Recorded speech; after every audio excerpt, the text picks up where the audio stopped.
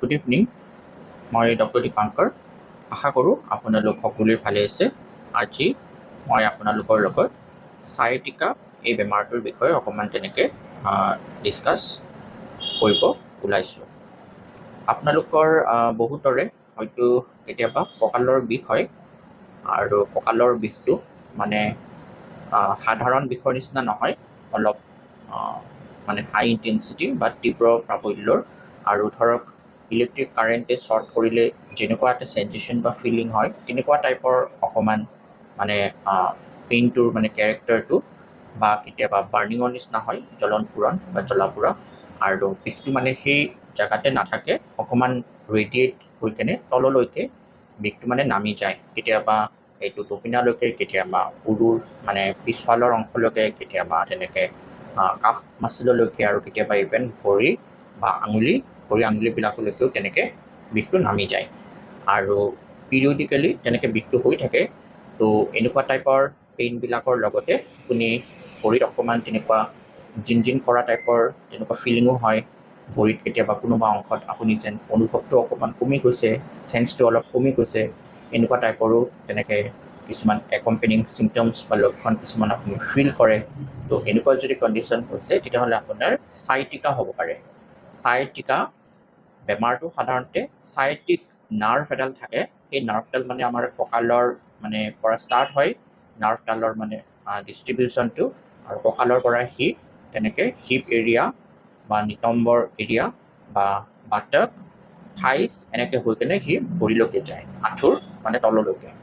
আৰু এই নাৰ্ভডাল যদি কিবা কাৰণত মানে প্ৰেছাৰত থাকে বা প্ৰেছাৰ খাই থাকে, চেপা খাই থাকে, তেতিয়াহ'লে এই প্ৰব্লেমটো তেনেকৈ ষ্টাৰ্ট হয়।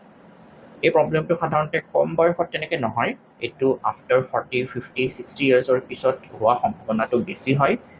আৰু যিবোৰ মানুহৰ সাধাৰণতে খুব মানে হেভি লিফটিং কৰি থাকে, গধুৰ বস্তু ডাঙা, বা কিছুমান আনইউজুৱেল আৰু খুব মানে এক্সাৰচনেল পষ্টাৰত তেওঁলোকে থাকে, লগতে কিবা স্পাইনেল ইঞ্জুৰি হৈ গৈছে আগতে, ঠিক আছে, আৰু হালি কেনে কাম কৰিব লাগে, কঁকালৰ ওপৰত তেনেকৈ ভাঁজ দি কেনে তেওঁলোকে কাম কৰিব লাগে, বা মাটিত বহি থকা বিধৰ কাম হয়, বা তেওঁলোকৰ খুব জাৰ্কিং তেনেকুৱা হৈ থকা, এনেকুৱা টাইপৰ মানে ক্ৰাইটেৰিয়ানবিলাক যিবোৰ পেচেণ্টৰ লাইফত থাকে, তেওঁলোকৰ এই বেমাৰটো হোৱাৰ সম্ভাৱনাটো বেছি হয়। এই ফেক্টৰটোতো আছেই বাৰু, মই কৈ দিলোঁ। তো তেনেকুৱা। এতিয়া এই sciatica প্ৰব্লেমটোৰ চিমটমছখিনি মই কৈ দিলোঁ। sciatica প্ৰব্লেমটোৰ কাৰণবিলাকৰ ভিতৰত মেজৰ কাৰণটো হৈছে ডিস্ক হাৰ্নিয়েশ্যন। মানে আপোনাৰ বেকছাইডত যিখিনি মানে স্নায়ুৰ সমষ্টি বা স্নায়ুৰ ৰজ্জাডাল থাকে যে, এই স্নায়ুৰ এইডালক আগুৰি কেনে ভাৰ্টিব্ৰা বা কিছুমান হাৰ্ডি বা বোন থাকে, আৰু এই বোনবিলাকৰ মাজত ঘৰ্ষণ নহ'বলৈ বা বোনবিলাক তেনেকৈ নাৰ্ভবিলাকৰ ওচৰত তেনেকৈ প্ৰেছাৰ নিদিবলৈ বা স্পাইনেল কৰ্ডলৈকে গুচি নাহিবলৈ কিছুমান ছাপৰ্টিং ষ্ট্ৰাকচাৰ থাকে, এইবিলাক কাৰ্টিলেজ বুলি কোৱা হয়। এই কাৰ্টিলেজবিলাকৰ কেতিয়াবা অৱক্ষয় হৈ কেনে হাড়বিলাকৰ মাজত তেনেকৈ ঘৰ্ষণ হয়, ফ্ৰিকশ্যন হয়, আৰু সি নিজৰ পজিশ্যনৰ পৰা ডিছপ্লেচড হৈ কেনে কাষৰ নাৰ্ভবিলাকৰ ওচৰলৈ আহি কেনে সিহঁতৰ ওপৰত প্ৰেছাৰ দিয়ে বা চেপা দিয়ে বা হেঁচা দিয়ে, তেতিয়াই প্ৰব্লেমটো তেনেকৈ ষ্টাৰ্ট হয়। আৰু এই কণ্ডিশ্যনবিলাক বা এই চাৰ্কামষ্টেঞ্চবিলাক বয়সৰ লগত হয়। খুব মানে কম বয়সীয়া মানুহ এজনৰ এনেকুৱা প্ৰব্লেমবিলাক নহয়, যদিহে তেওঁৰ কিবা তেনেকুৱা মেজৰ মানে স্পাইনেল ইঞ্জুৰি বা ট্ৰমা এইবিলাকৰ হিষ্ট্ৰী নাথাকে। সেইটো কাৰণে মই কৈছোঁ যে এইটো বয়সৰ লগত হোৱা বেমাৰ হয়। আৰু কিছুমান ডিজেনেৰেটিভ চেঞ্জেছ কিছুমান আহে, যিটো বয়সৰ লগতেই হয়। আমাৰ মাস্কুলোস্কেলেটেল ছিষ্টেমবিলাকৰ মানে যিখিনি ষ্ট্ৰাকচাৰ বা যিখিনি ছাপৰ্টিং ষ্ট্ৰাকচাৰ থাকে, সেইবিলাক দুৰ্বল হৈ যায় বয়সৰ লগত, উইক হৈ আহে, বোনবিলাক উইক হয়, নাৰ্ভবিলাক উইক হয়।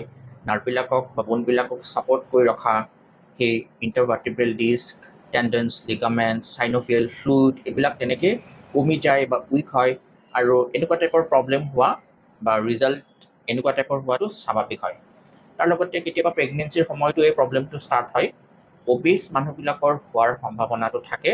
কেতিয়াবা কিছুমান মেডিকেল কণ্ডিশ্যন থাকে, যেনেকৈ স্পাইনেল ষ্টেনোচিছ, এনেকুৱা টাইপৰ মেডিকেল কণ্ডিশ্যন হ'লেও এই প্ৰব্লেমটো হ'ব পাৰে। আৰু খোৱাৰ ভিতৰত খুব মানে নিকোটিন বা টবেকো যিবিলাক মানুহে তেনেকৈ ইনহেল কৰে বা চিউ কৰে, তেওঁলোকৰ ক্ষেত্ৰত এই প্ৰব্লেমটো হোৱা দেখা যায়। আৰু ডায়েবেটিছ থকা মানুহবিলাকৰ যিহেতু নাৰ্ভৰ তেওঁলোকৰ কিছুমান প্ৰব্লেম হয়, নিউৰোপেথিকেল প্ৰব্লেম কিছুমান থাকে, চ' তেওঁলোকৰ হোৱাৰ সম্ভাৱনাটো বেছি হয়। এতিয়া চাইটিকাৰ প্ৰব্লেমটো কেটেগৰাইজ কৰিব পাৰি। কিছুমানৰ খুব চিমটমছবিলাক লক্ষণবিলাক খুব মাইল্ড হয়, কিছুমানৰ মডাৰেট থাকে, মানে কিছুমানৰ খুব মানে মৃদু, কিছুমানৰ অলপ মধ্যমীয়া হয় আৰু কিছুমানৰ অকণমান ছিভিয়াৰ হয়। এতিয়া মাইল্ডবিলাক নিজে নিজেও ভাল হৈ যায়, মেডিচিনছ নাখালেও ট্ৰিটমেণ্ট নকৰিলেও নিজে নিজে ভাল হৈ যায়। মডাৰেট আৰু ছিভিয়াৰ চাইটিকাবিলাকৰ কাৰণে ট্ৰিটমেণ্টৰ দৰকাৰ হয়। চাইটিকাবিলাক সাধাৰণতে ৰাইট আৰু লেফ্ট দুফালে তেনেকৈ হ'ব পাৰে। কিছুমানৰ ৰাইট ছাইডত হয়, কিছুমানৰ লেফ্ট ছাইডত হয়, আৰু কিছুমান পেচেণ্টৰ দুফালে তেনেকৈ হ'ব পাৰে। আৰু চাইটিক নাৰ্ভডাল সাধাৰণতে ৰাইট আৰু লেফ্ট দুফালে থাকে। চাইটিক নাৰ্ভডাল এনেই আমাৰ বডিত যিমান নাৰ্ভ থাকে, নাৰ্ভবিলাকৰ ভিতৰত সকলোতকৈ মোটা নাৰ্ভডাল চাইটিক নাৰ্ভ হয়। আৰু এডাল ছিংগুলাৰ নাৰ্ভ নহয়, কেইবাটাও তেনেকৈ সৰু সৰু স্নায়ু বা নাৰ্ভৰ সমষ্টি বা বান্ডেল হৈ কিনে চাইটিক নাৰ্ভডাল গঠন হয়। এতিয়া চাইটিকা প্ৰব্লেমটো হ'লে আপোনালোকে হোমিঅ'পেথিকৰ মেডিচিনৰ উপযোগিতা আপোনালোকে তেনেকৈ এক্সপ্ল'ৰ কৰিব পাৰে। মেডিচিন মই তেনেকৈ কমনলি ইণ্ডিকেটেড মেডিচিনছ বা দৰৱ কিছুমান কৈ দিছোঁ। খুব মানে টপমষ্ট মেডিচিনৰ ভিতৰত কেলিকাৰ বা কেলিকাৰ্বনিকাম, এইটো এটা ওৱান অফ দ্য মষ্ট মানে টপমষ্ট ৰেমেডি হয় চাইটিকাৰ কাৰণে, বা লাম্বেগো বা লোৱাৰ বেক পেইনৰ কাৰণে। কিন্তু ইণ্ডিকেশ্যনখিনি থাকিব লাগিব, তেতিয়া ডক্তৰ এজনে আপোনাক প্ৰেছক্ৰাইব কৰিব পাৰিব। চাইটিকাৰ যদি আপোনাৰ ৰাইট ছাইডত হৈছে, তেতিয়াহ'লে নেফালিয়াম, কালমিয়া লেটফলিয়া, ফাইটোলাকা, পলোচিন্থিছ এনেকুৱা টাইপৰ দৰৱবিলাক আহে, আৰু ৰাষ্টক্স।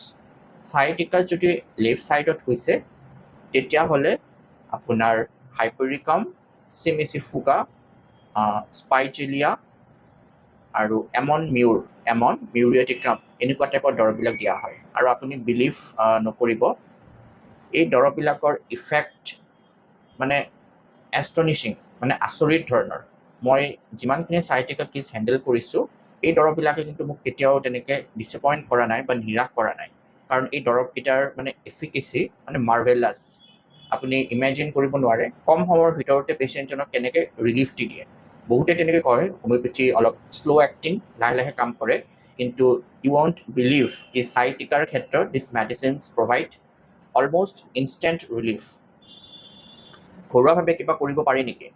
কাৰণবিলাকতো আপোনালোকে গমেই পালে, তো সেইটো কাৰণে আপোনালোকে ট্ৰাই কৰিব সদায় ভাল পজিশ্যন বা পশ্চাৰ এটা যাতে আপোনালোকে লৈ থাকে।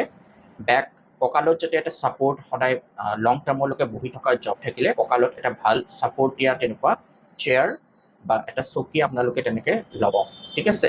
আজিকালি কিছুমান এনেকৈ অনলাইনতো পায় এৰ্গনমিক তেনেকুৱা চেয়াৰ সেইবিলাক আপোনালোকে ব্যৱহাৰ কৰিব পাৰে। যিহেতু প্ৰব্লেমটোৰ মানে ৰুট কজটো এই মানে কঁকালৰ পৰাই হয়, তো কঁকালটো ছাপৰ্ট কৰাটো ভেৰি ইম্পৰ্টেণ্ট। তাৰ লগতে আপোনালোকে গধুৰ বস্তু লিফটিং কৰা এইবোৰ নকৰিব। কঁকালৰ মানে বেণ্ডিং হোৱা, কঁকালটো ভাঁজ কৰি কেনে হেৰি কৰা কামবোৰ নকৰিব। মাটিত তেনেকৈ নবহিব। ইণ্ডিয়ান টয়লেটটো আপোনালোকে স্কিপ কৰিব পাৰে, ৱেষ্টাৰ্ণ টয়লেটটো প্ৰব্লেম হৈ থাকিলে তেনেকৈ ইউজ কৰিব পাৰে। যেতিয়া পেইন থাকে, ঘৰুৱাভাৱে আপোনালোকে আইচ এপ্লিকেশ্যন কৰিব পাৰে বা কোল্ড এপ্লিকেশ্যন কৰিব পাৰে 20 মিনিটছমান কৰি এট এ টাইম, থ্ৰাইচ দুবাৰ তিনিবাৰ কৰি কিনে এপ্লাই কৰিব পাৰে। যদি ইনিচিয়েলি চাইটিকাটো ষ্টাৰ্ট হৈছে, বেছিদিন হোৱা নাই, যদি অকণমান চাইটিকাটো 2 সপ্তাহ 3 সপ্তাহমান যেনেকৈ পুৰণা হৈ গৈছে, তেতিয়াহ'লে আপোনালোকে হট এপ্লিকেশ্যন তেনেকৈ ইউজ কৰিব পাৰে, মানে গৰম সেক তেনেকৈ দিব পাৰে।